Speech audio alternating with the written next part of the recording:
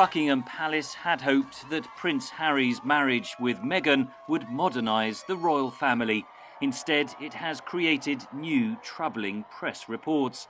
Prince Harry's wife, Meghan Markle, whose mother is black and father is white, told interviewer Oprah Winfrey the family had refused to make her son Archie a prince, and an unnamed royal had raised concerns about the colour of his skin. So we have in tandem the conversation of he won't be given security, he's not going to be given a title, and also concerns and conversations about how dark his skin might be when he's born. Harry and Meghan stepped back from their duties in March last year after struggling with royal life and moved to California. Meghan said Queen Elizabeth had always been wonderful to her. The former actress said she had struggled with what the couple saw as racist attacks in the press and had suffered suicidal thoughts while pregnant, but had received no support. Harry described how they had been cut off financially and said his father, Prince Charles, the future king, refused to take his calls. It's pretty amazing. I had 3 conversations with my grandmother and 2 conversations with my father before he stopped taking my calls.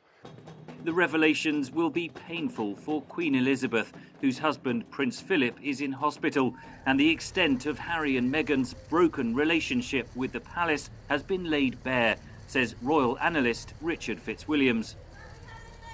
They feel angry and bitter. This is an ultimate act of revenge because it's unclear precisely how the palace will respond to it. However, you cannot do nothing when allegations of this sort are made, and most particularly the allegation of racism.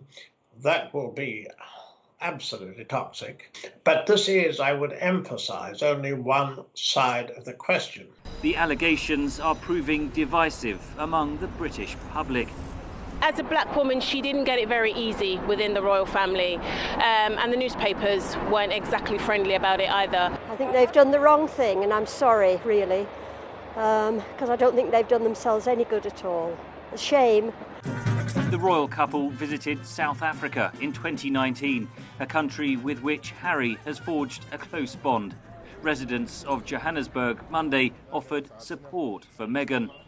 As soon as they got married, the British tabloids just started attacking her from the word go. They started attacking her. So I think there is a racism playing part.